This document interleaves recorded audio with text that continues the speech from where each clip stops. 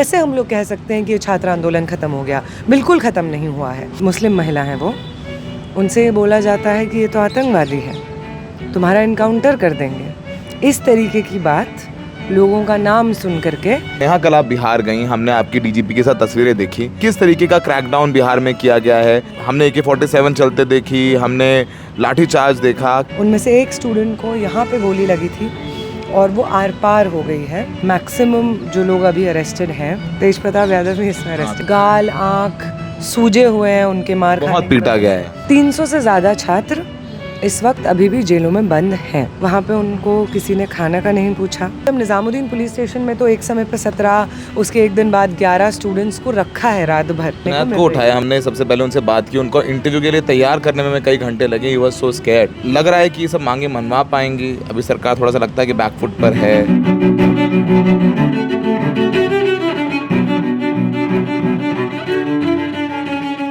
अक्सर क्या होता है, जब कोई बड़ा आंदोलन होता है या प्रदर्शन होता है, उसके बाद सरकार थोड़ा झुक जाती है, लेकिन कुछ दिन बाद वापस से उन लोगों पर कार्रवाई होती है जो इस आंदोलन में शामिल थे। लेकिन यहाँ तो पहले ही होने लगी। बिहार में और बंगाल में, असम में बहुत सारे लोगों को हिरासत में लिया गया।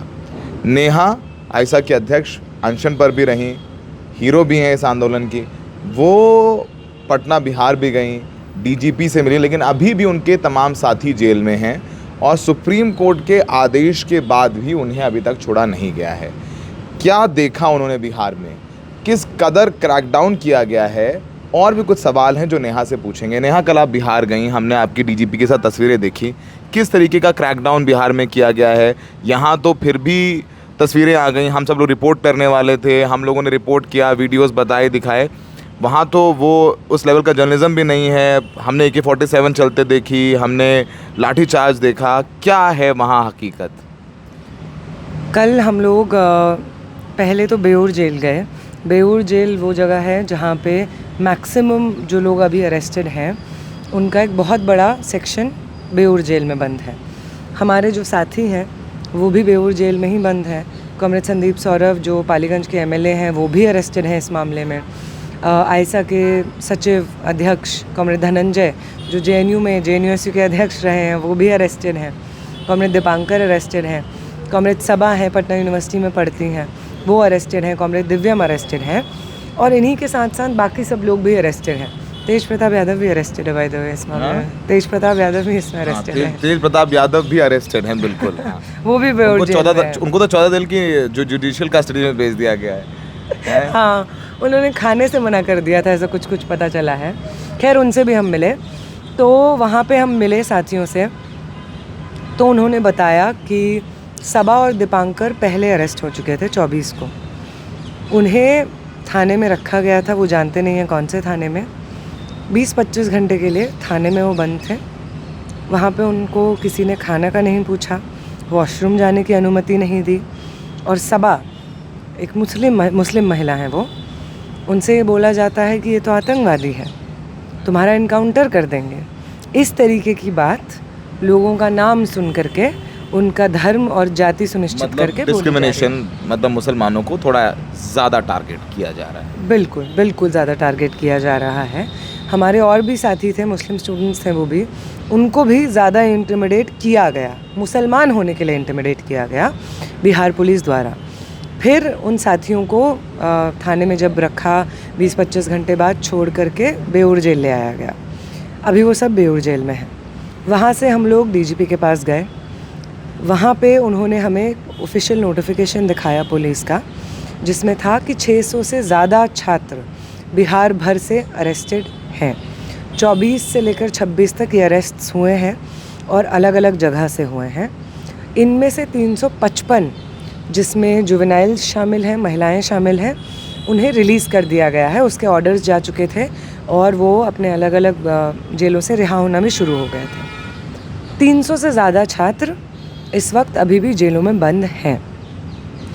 जब DGP से हमारी बात हुई और ADG लॉ एंड ऑर्डर भी वहाँ पे थी, उन्होंने हमें यही बात बोली जो बात आज कोर्ट से हमें सुनने को मिल रही है, कि जिनके ऊपर कोई प्रीवियस केसेस नहीं है, उन लोगों को हम रिहा कर देंगे। हम बस असर्टेन कर रहे हैं कि आम छात्र हैं या कहीं पे पढ़ रहे हैं कॉलेज यूनिवर्सिटी में, वो हम पता करके रिलीज़ कर देंगे और जो मिसक्रिएंट्स होंगे सिर्फ उन्हीं को हम लोग गिरफ्तार रखेंगे। ठीक है।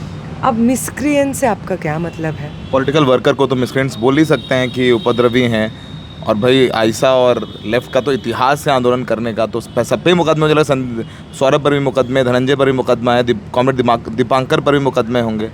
वही बात है कि ये जो आप अश्योरेंस देते हैं, पहले तो अश्योरेंसेस में ऐसी कोई बात नहीं हुई थी, और अश्योरेंसेस में ये बात बोली गई थी कि जितने भी एनडीए शासित भाजपा शासित राज्य हैं वहाँ पे जो प्रोटेस्टर्स अरेस्टेड हैं या उनके ऊपर केसेस दर्ज हुए हैं, केसेस सारे वापस ले लिए जाएंगे और सारे प्रोटेस्टर्स को छोड़ दिया जाएगा।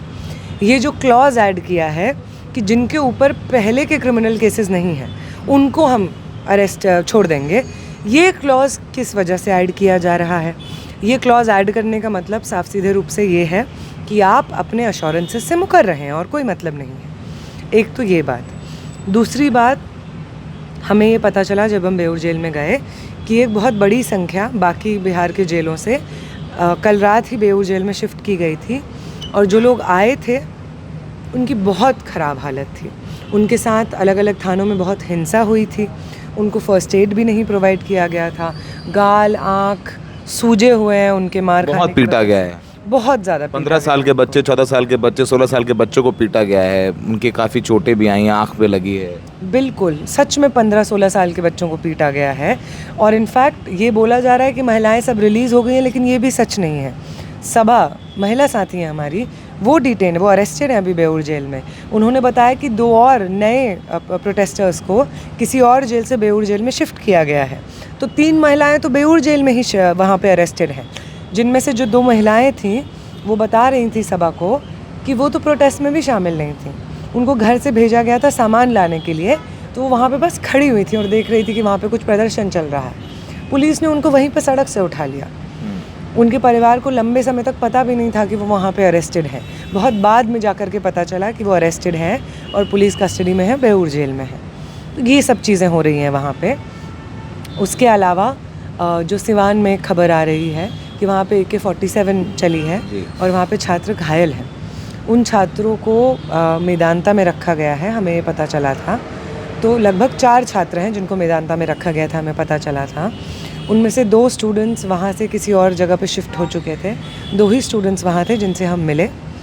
उनमें से एक स्टूडेंट को यहाँ पे गोली लगी थी और वो आर पार हो गई है, कंधे से गोली लग के आर पार हुई है, और वो अपने ये वाला हाथ इस्तेमाल नहीं कर पा रहे हैं। एक स्लिंग में है उनका हाथ, और ना वो उंगलियां फ्लेक्स कर पा रहे हैं, ना हाथ अपने खुद से मूव कर पा रहे हैं।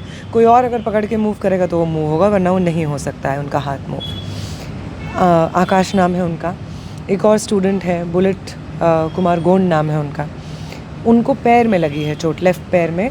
इस तरफ से गोली गई है और दूसरी तरफ से बाहर निकल गई है, और उनका बोन्स, मल्टीपल बोन्स शैटर हो गया है, जिसकी वजह से उनकी 2 सर्जरीज होनी है। अभी तक फ़िलहाल 2 ही होनी है बताया हुआ है, 1 सर्जरी हो चुकी है। और ये दोनों स्टूडेंट्स हैं? दोनों स्टूडेंट्स हैं, आम स्टूडेंट्स हैं, कम्पिटिटिव एग्जामिनेशन की तैयारी कर रहे हैं। एक तो है भी नहीं बिहार सिवान का, वो रहने वाला यूपी का है। वहाँ से आया हुआ था वो सिवान, क्योंकि सिवान में उसकी शादी होनी है, तो वहाँ आया हुआ था। प्रदर्शन उसने देखा निकला है तो वो उसमें गया, तो वहाँ पे उसको गोली लग गई, जिसका यहाँ पे मल्टीपल फ्रैक्चर हुआ है, बोन शैटर हुई है। उसका 2 अभी सर्जरीज़ होनी बाकी हैं, रॉड डलेगी उसके पैर में, तब शायद वो चल पाए। और वो बता रहा था कि वो फ़ौज में भर्ती होना चाहता है, उसका फ़िज़िकल देना चाहता है वो, और इसके साथ तो अब वो आगे लंबे समय तक नहीं कहीं पे दे पाएगा। तो इस तरीके की चोटें, इस तरीके का क्रैकडाउन बिहार भर में चल रहा है। बंगाल में हमारे साथी हैं, उनसे बात हुई। बंगाल में कल तक 14 स्टूडेंट्स को अरेस्ट किया हुआ था, जिनमें 13 स्टूडेंट्स मुस्लिम स्टूडेंट्स थे। आज पता चला कि आज 2 और स्टूडेंट्स को उठाया गया है। पहले कल तक ये पता चल रहा था कि NSA जैसे स्ट्रिंजेंट एक्ट्स, जिनको गुंडा एक्ट वहाँ पे बोला जा रहा है, वो एवोक करने की कोशिश हो रही थी। आज हमें पता चला है कि पुलिस के साथ में एक बातचीत हुई है लीगल टीम की, तो शायद वो उसको ना इन्वोक करें। लेकिन जिस तरह का नोटिफिकेशन बिहार में आया और असम में आया, जिसमें ये लिखा है कि पेपर लीक के खिलाफ प्रदर्शनकारियों के ऊपर जितने भी मुकदमे सरकार की तरफ से होंगे, पुलिस की तरफ से होंगे, वो वापस ले लिए जाएंगे। बंगाल में ऐसा कोई नोटिफिकेशन अभी तक आया नहीं है। तो हमारे लॉयर्स उन्हीं असम और बिहार के जो नोटिफिकेशंस हैं उनके बेसिस पे कुछ कोर्ट्स को अप्रोच करने की कोशिश कर रहे हैं। लेकिन वहाँ पे तो जिस तरह का रवैया है, शुभेंदु अधिकारी वहाँ के चीफ मिनिस्टर का खुद का जिस तरीके का रवैया है, एक बहुत सिलेक्टिव मुस्लिम स्टूडेंट्स की टारगेटिंग, पॉलिटिकल लोगों को ढूंढ करके उनकी टारगेटिंग, बार बार कुछ इंसिडेंट्स वायलेंस के हुए बंगाल में, उनको एग्जाम्पल के बतौर बता करके ये जो मैसिव क्रैकडाउन और टारगेटेड कैंपेन चल रहा है स्टूडेंट्स के ख़िलाफ़, उसको जस्टिफाई किया जा रहा है। लेकिन हमारी जो साथियों से बात हो रही है, मिसक्रिएंट्स एज सच किसी को भी मतलब अरेस्ट करके आइडेंटिफाई करके किया गया हो, ऐसा नहीं है। सिलेक्टिव टारगेटिंग तो पॉलिटिकल एक्टिविस्ट्स की हो रही है, मुस्लिम स्टूडेंट्स की ही हो रही है। आपको ये लग रहा है और ये डर आपको और बहुत लोगों को है कि जो सरकार छात्रों को तो छोड़ देगी, लेकिन जो पॉलिटिकल एक्टिविस्ट हैं और होते ही हैं उनको नहीं छोड़ा जाएगा, उनके साथ वो विछांट वाली बात है वो रहेगी।